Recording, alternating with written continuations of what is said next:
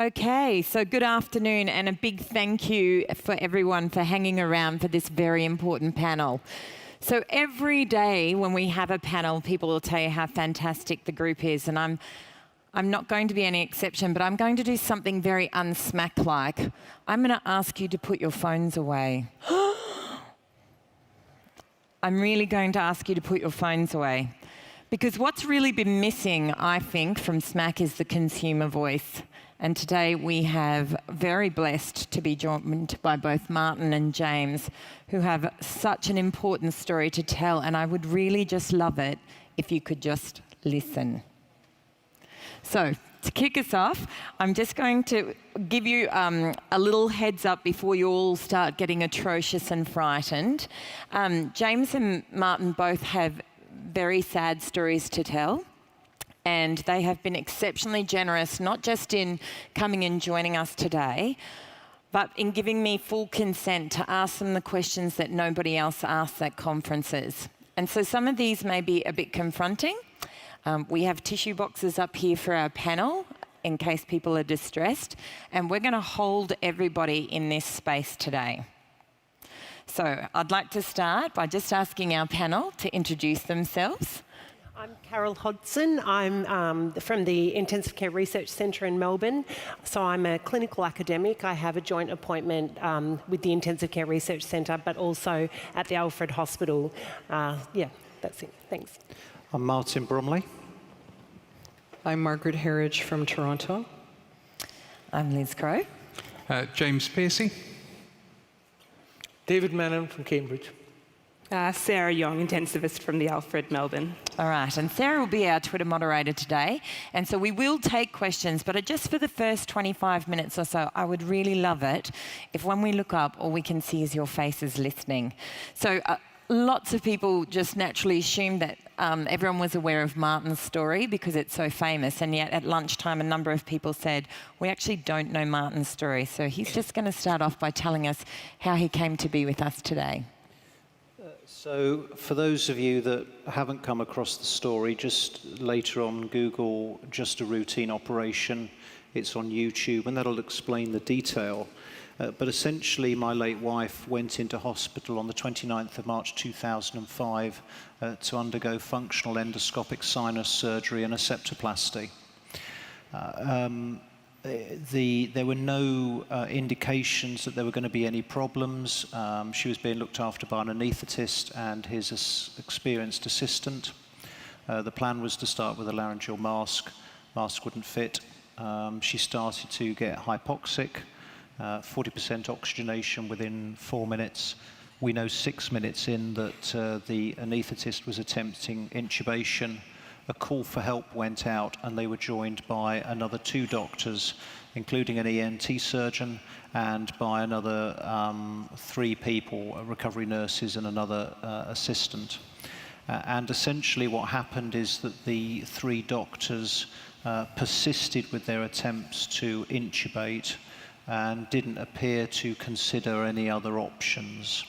So there was no thought, it would appear, given to any kind of surgical access, which at that stage might have been the most appropriate thing to do when it had gone to a can't intubate, can't ventilate. What was sad was that the 2 recovery nurses and the 2 ODPs were well aware that the next step might be something like a tracheostomy, and had actually brought the tracheostomy tray in and announced it was available. But they apparently didn't hear that the nurse announced that, and that another one of the team, she saw Elaine's colour, saw vital signs, went out, phoned intensive care, came back in, and told the doctors, you know, there is a bed available in intensive care, and they simply appear to have ignored her, that, you know, it didn't seem that important. So Elaine was on 40% oxygenation for over 20 minutes. They eventually successfully intubated her, and eventually she was transferred to the intensive care unit. I think when you look at the doctors, there was an awful lot of denial about what had really happened. I don't mean that was conscious, that was not deliberate. But what I found when I arrived at the clinic was to be told that there had been problems, that her oxygenation had been fluctuating, and as a precaution we transferred her to the intensive care unit. Of course, she was in a medically induced coma. We made the decision after a number of days to switch her life support off, and eventually she died 13 days after the original attempted operation. As I say, it's on YouTube. You can Google the Elaine Bromiley case, and if you haven't had a chance to have a look at it, have a look at it.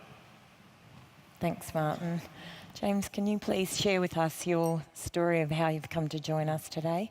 Yeah, cast your mind back to the 30th of January 2011, which was a Sunday. And we got up, too late probably, threw the kids in the back of the car, went off for a drive, and after about half an hour, a nail punctured the tyre of the car. The car spun off the road and hit a tree. And the police tell me the whole accident probably took less than a minute. But changed my life forever, that minute. My wife was killed on impact. I suffered a very serious traumatic brain injury. Thankfully, my 3 children weren't seriously injured, but there was concern about one of my sons. I was quite well treated at the scene of the accident, so the local air ambulance came to the site. I'm intubated and given chest drains at the scene of the accident and flown to Addenbrooke's. It's about 60 miles. The first time I've ever been in a helicopter, and I'm unconscious, so I missed the whole thing, which was a shame. If anyone saw David's talk earlier, there was a picture of the triple bolt fitted to a patient, so I had one of those. I'm assured that it's only quite a small hole they drilled in my head, but if anybody wants to see it later, come and catch me and you can. So I have the bolt in, and I'm kept in a coma for about 5 days, and I don't really remember much about the next 3 weeks either. I have a long period of post-traumatic amnesia, and then slowly beginning recovery, which is still kind of ongoing till this day, really. But I've spent quite a bit of time learning about traumatic brain injury and what happened to me and what happens to hundreds of thousands of other people around the world. Martin pointed you to his YouTube, so I shall point you to my radio program. If you look for My Head on the BBC World Service, you should be able to find a piece that I made talking to people involved in my case and trying to understand kind of what happened to me, which kind of brings me here. Thank you. So the first section of the panel, we're going to have a look at do no harm. So I'm just going to start by saying, you know, the Hippocratic Oath used to require physicians to swear to the healing gods to uphold ethical and moral standards to their patients. So we're just going to explore, what do you think the healing gods would say about our current practice in critical care, and whether or not it remains moral and ethical? David, I'm going to start with you. Your research states that what seemingly looks very similar in traumatic brain injuries sometimes have very different underlying pathologies and require very different therapies. Based on that, what on earth are these clinicians supposed to do to ensure that they're not doing any harm? So I think there are 2 answers to that question. The first is that the research we are doing in different pathophysiologies is not matched by pathophysiology-specific treatments. There are some minor variations, but by and large, we need to do the same interventions in all those groups of patients. There are some things under research. The big difficulty, I think, is deciding how hard you push. I alluded to this at the end of my talk, but in someone like James, someone who earns his living by his brain, the imperative for me is to try and save every last neuron I can. I don't always succeed, but I need to try. But the difficulty is that all of the things I have to do to save those neurons, or I think, who knows? I mean, I think save those neurons, all have their own side effects. So the difference from before is doing good and doing harm are so inextricably linked that it's quite difficult to separate those, and it requires very fine judgment, and we don't always get it right. I know I don't always get it right. How does that sit with you then as a clinician? So you've got all this science, but you have a family that's desperate and a real live human being that had goals and a future that's turned on a coin. So how does that sit? So in terms of the treatment, I said we don't have much that we can offer that's specific at present. There are a few things, but that's a minority. But what we can do, simply because of the process of research, is give people a slightly better idea of what their likely narrative of disease is going to be, even if that is, the information is that we don't know what the narrative is going to be. And I think that's an important thing to say. It depends on the patient and the patient's families as to whether that's welcome news or not. For many of us, if we really don't know, we'd really like to know we don't know, but there will be people who would rather not know that. And there are patients whose families would rather just take it day by day and go from there. So I think prognostically, we do have a lot more information. Our common use of MRI is helpful. The fact that we do research and look at our outcomes allows us to tell patients and their families at that stage what is likely to be the broad trajectory. The difficulty, if I can digress a bit, is that we start off with a whole range of outcomes. There's a huge spectrum of outcomes. And then as you go down, the thickness of one part of that spectrum increases. But even when a patient leaves ICU looking like death, not very well warmed up, there's still a whole range of possibilities. And as intensivists, I think when patients leave the ICU, we have a very short horizon. So one of the reasons I think neurosurgeons tend to be more optimistic than us is that if you run a follow-up clinic, you see these patients coming back, and they're doing a lot better. Conversely, people you think have done fantastically well are struggling with cognitive difficulties and behavioral problems. So I don't know if this is answering the question you asked, but it's... I don't know if it's answerable. I guess I'm going to throw it to you, Margaret. I mean, you've done all of these studies now in follow-up. You know how difficult life can be. You come across someone like James, who's a scientist and who, you know, his work literally is his brain. Does that make you want to push harder, or does that make you more uncomfortable about outcomes? And then what do we do with the moral distress that sits with there, where we think, this is a really, you know, this is a man, his wife has already died, he has 3 children. You know, what's that like? Well, I think that a lot of what we spend our time doing does generate a lot of moral distress because of uncertainty. And I guess just personally, something that I struggle a lot with is subjecting patients to treatments that if they could talk to me, they would say they don't want. I think it really, as just to reiterate what David's saying, I think you can understand in broad strokes trajectories for people, but there is so much individual variability. And I think that over the years, I really rely on the family to inform what we're doing. And all the while really acknowledging that there is a lot of uncertainty, that we don't know for sure. As patients spend longer and longer in the ICU, though, we do know at least they tend to accrue more physical disability. So we know that they'll have problems walking at the end. And that for most people who are ambulatory before, they will regain reasonable functionality.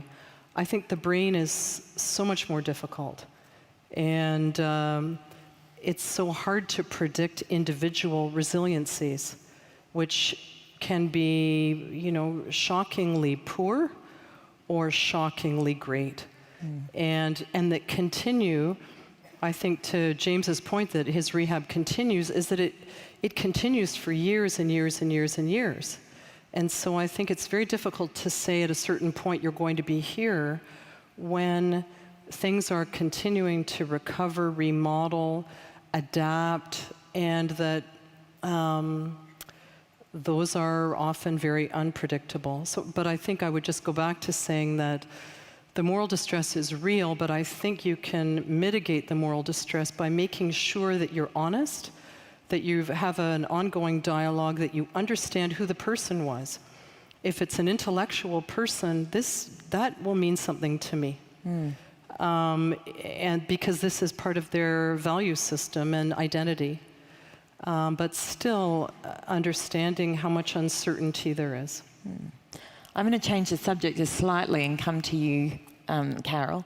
So ECLS is now almost being seen as an extension of CPR.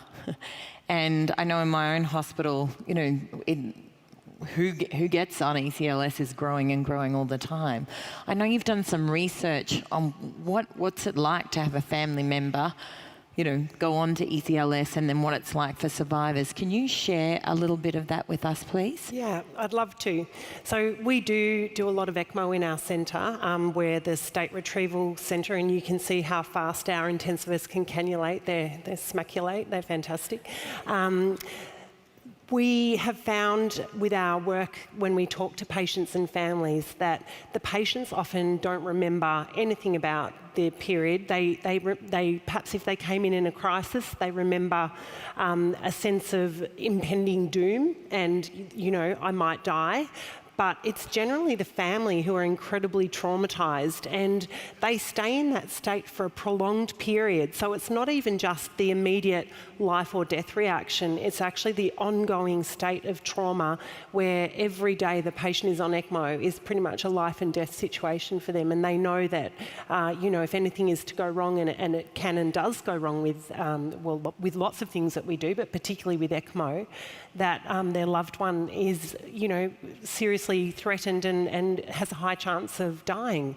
So I think that it's really important to think about recognising distress in family members and recommending, you know, GP referrals, mental health checks, you know, simple things that we don't do, you know, just I'd be interested to see how many people would ever say to a family member who's in the ICU, this is really distressing and this may go on for a period of time, and everybody says to them, you need to take care of yourself. But does anybody say, you might need to go to the doctor and get a referral for, you know, some help. You're going to need at some point to talk about this and to maybe, you know, have some psychological counselling over what's going on right now. This is a really difficult time.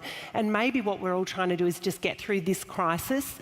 But unfortunately, there's a complete disconnect between what happens in ICU and when the patient or the relatives go. So whether the patient survives or doesn't survive, you know, there's no referral back to a GP or there's no continuity of care from that point on. That patient's out of ICU for whatever reason, and the rest of the follow-up is lost a lot of the time.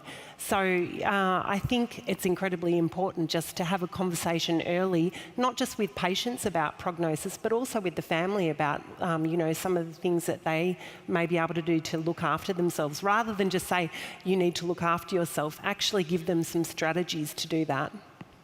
You need a good social work service, my friend. That's Indeed. What you need. And you know, for us, ECLS brings a whole range of complications because ours are babies. Often means once they're on ECLS, there's no opportunity for mothers or fathers to hold their children or to engage them when they're newborns, all the attachment issues. And I think we just don't discuss that enough as health professionals.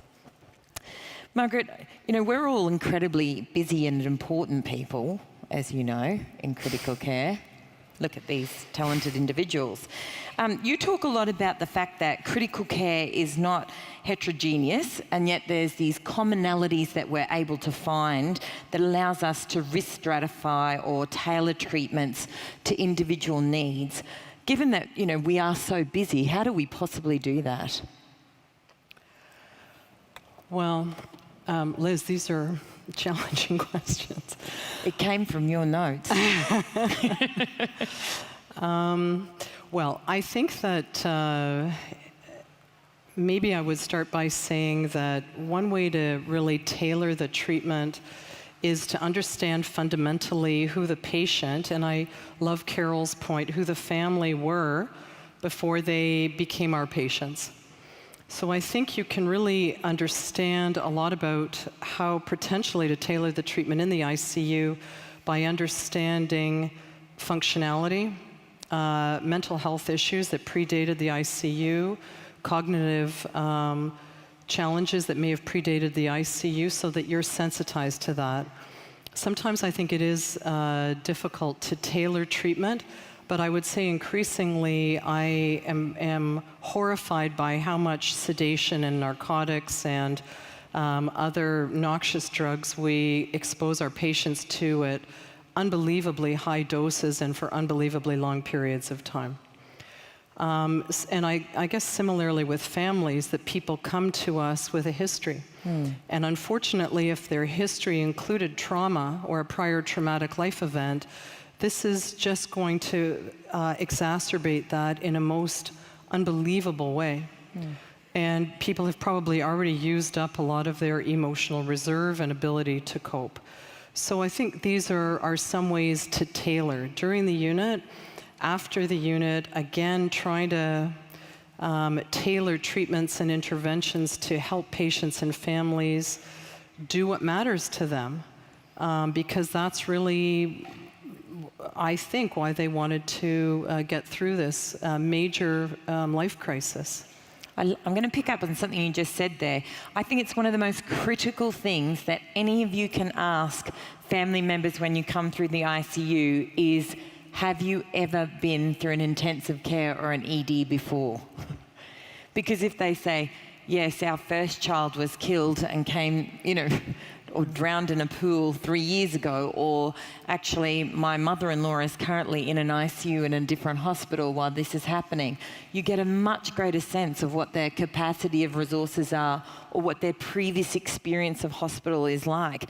Because if they've had that, their resources, the way they are hypervigilant, their way that they overreact to everything becomes really understandable rather than pathologized.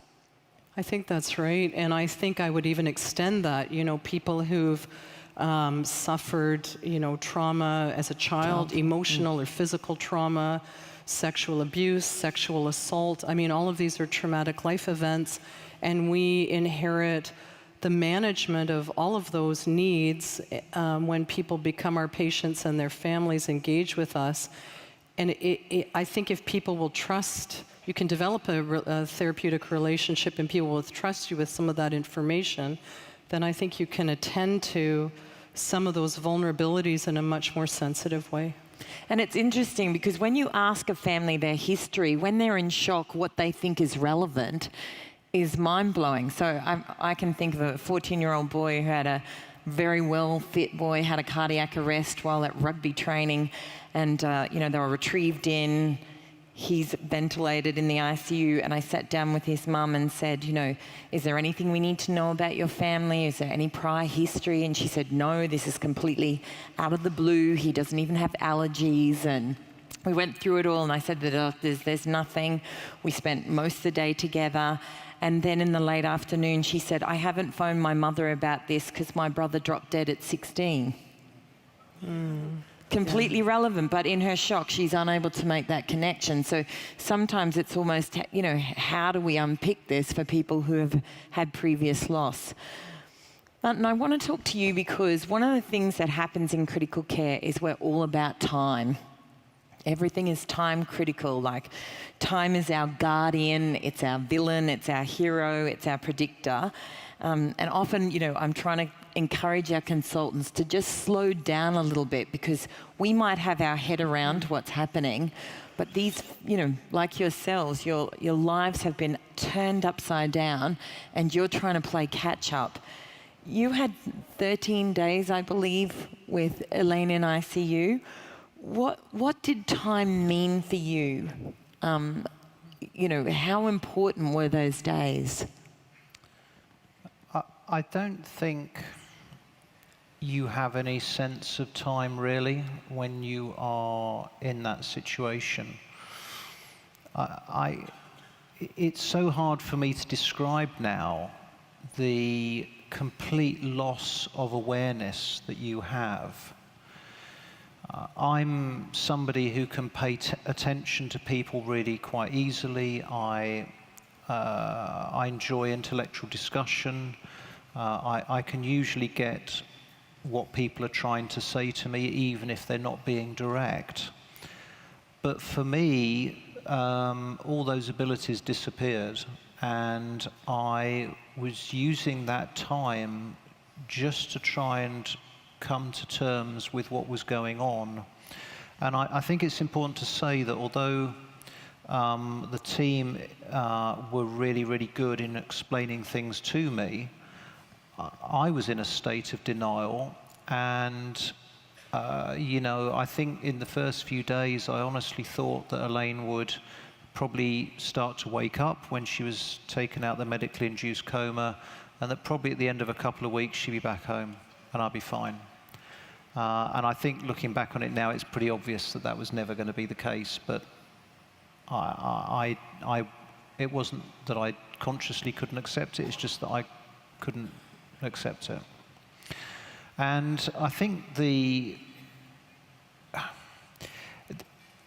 biggest thing for me is that no matter how quickly people around you understand what's happening, as in the doctors and the nurses, that the process of understanding for the relative in that situation runs at a speed that you just don't know. And you can have conversations with them and think they understand what you're saying, but quite possibly they don't. And I think for me, it's about going back to those relatives, not to meet with them, but just to go and put your hand on their shoulder and say, "You all right, Martin? Do you want a cup of tea?"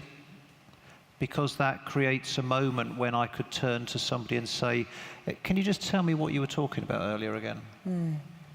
It's those informal moments, because the formal moments, the kind of we're all going to talk about this case now, if you like, are often lost on people.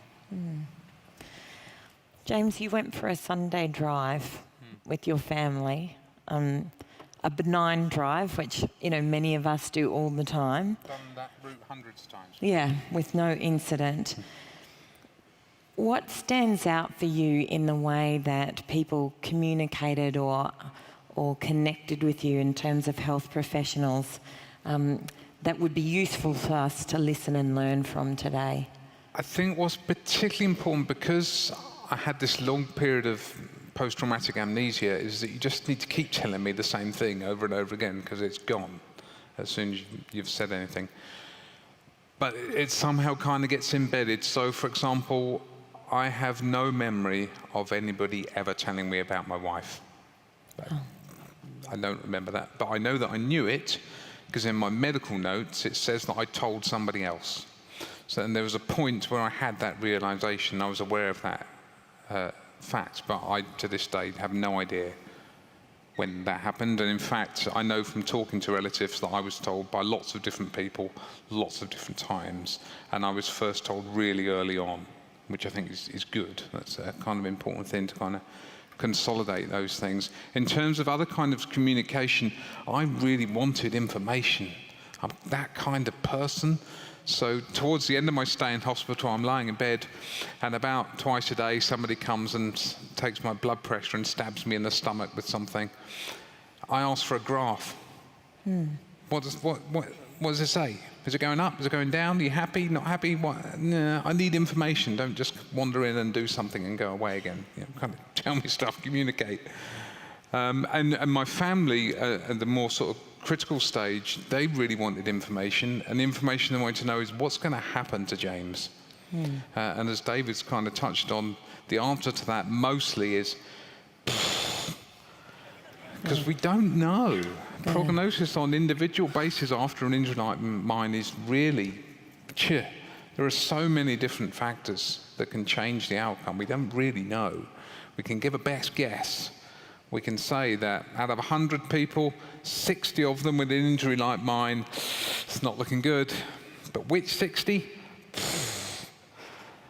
really difficult, but actually the honesty about that uncertainty is valuable too, I think. And actually to say, do you know what, in most cases like this, we know this kind of outcome is common, but in some cases it's much better. And these are the things that maybe we can do to try and put you on the right side of the curve. You know, you've had a serious head injury and your wife has died, and you and I were talking earlier about what was something that really sticks at that time that remains hard that perhaps we wouldn't think of. Can you share that with everybody? I think the hardest thing, I was in hospital in all for about 7 weeks, I think, something like that. And I was in pain and discomfort for some of that time. About half of it I can't remember, so that doesn't matter.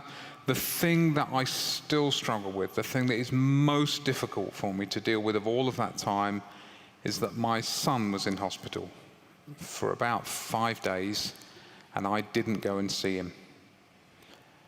And okay, I was in a coma, I couldn't go and see him. But that's not a good enough excuse, is it? If your parent, you know, if your child is in hospital and you don't go see him, that makes you a bit of a shit parent, doesn't it, really? So that is the thing that I wrestle with more than anything else. And there's nothing anybody could have done to change that. It would have been nice to have had conversations that I could remember about what was happening to him. And maybe he came to see me and we had a lovely cuddle, but I don't remember that stuff. So to have that stuff kind of reinforced that, yeah, maybe you got an excuse this time, not too bad, but yeah, that's hard. So I would challenge that, and I would ask you to remember this, that in actual fact, when you have an adult in a hospital and a child, if they can be reunited, you can do that. So you could have, you know, someone may have brought him up and taken photos with him lying with you, just so that you know that you actually had a physical presence. We've been doing that for 20 years. This is the first time we did a reverse retrieval of a child and tucked her into the crook of her mum's arms when she was extubated and died following a car accident. So these things, you know, they take a little bit of fiddling to have happen, but they're so important. They're important to the child, they're important to the surviving parent. Some record of an interaction like that would be hugely powerful for me, I think. And not hard to do when everyone's got cameras on their phones. Given that we've talked about the level of distress and just the level of fear and being overwhelmed, you know, we come to families who sometimes, you know, next of kin would have been even hard for your family to negotiate since your wife had died and those sorts of things. People are shocked and sleep deprived. We then show up and say, your loved one has to go to theatre, this is the consent, or these are the risks and what's going to happen. How realistic is consent with family members at that time? And I'm just going to throw this open to the three of you, do you think? Well, so luckily I don't have to do consent for theatre and sort of major life-threatening. That gets left with the medical doctors. I'm very happy about that. But, you know, we ask consent as patients are admitted into intensive care to be enrolled into studies. You know, some of them are studies of ventilation practices that not everybody would agree with. Some of them are ECMO studies. Some of them are early mobilisation, you know, getting people up and moving, even if they're on ECMO.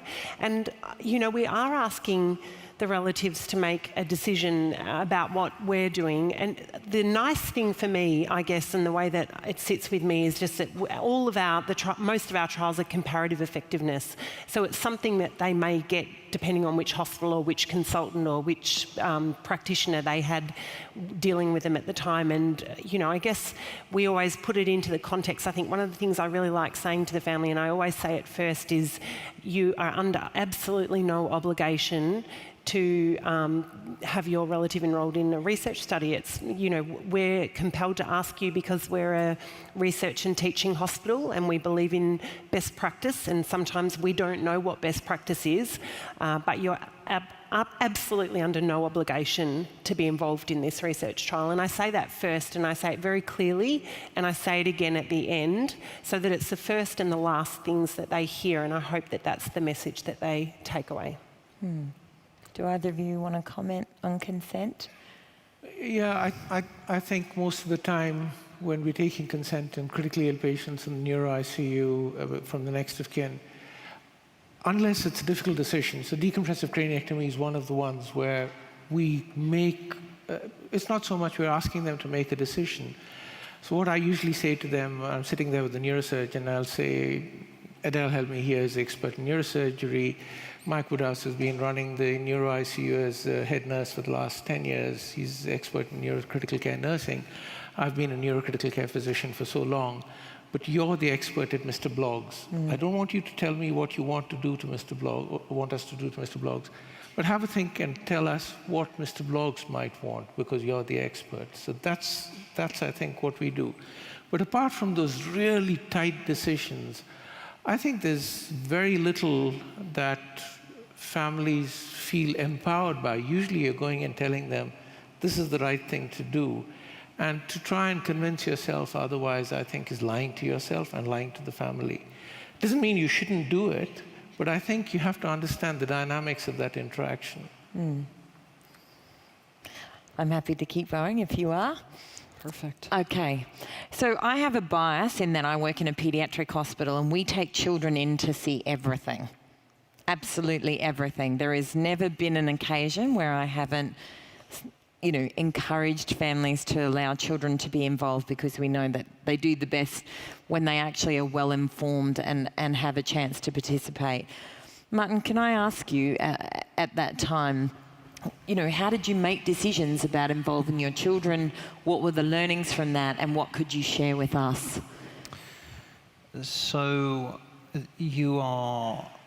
I was talking earlier to somebody about mental rehearsal in my day job, and I always feel well prepared, even if I know that the reality may be somewhat different, but I always have some knowledge of what I might do.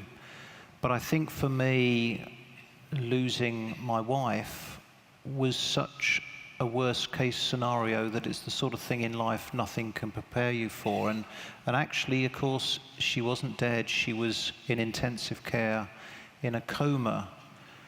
And I didn't really know who to turn to ask. So I had to make, and I think I decided, rightly or wrongly, to make some decisions, because I knew that I had to be the one to live with the decisions that were made. I think it's important to say that whatever the medical reality of Elaine's case, in the very early days, my anticipation was that Elaine was going to suffer some brain damage, would probably make some kind of recovery. It became obvious that actually that wasn't the case. So then the second stage was actually recognizing that we were probably going to withdraw her life support, and we expected her to die. And then when she didn't die, it was saying, well, now we don't know what is going to happen. And then, of course, eventually she died. And the kids, Victoria and Adam, went through those stages with me, because at one stage I'm telling them, yeah, I think your mum's, she might be like this for 6 months, but she will be okay, because I genuinely believed it. Can I just ask what ages they were at this time? So at the time they were, well, Victoria was almost 6 and Adam was 4. Yeah. And those conversations are unbelievable. And, I can't imagine how it must be for them to have taken that information. But I, rightly or wrongly, decided, because I had no guidance, that I wanted the children to come and see their mum. So the first time they saw her, she's all wired up in bed, and, give your mum a hug, tell her you love her, and, she will be getting better, I hope.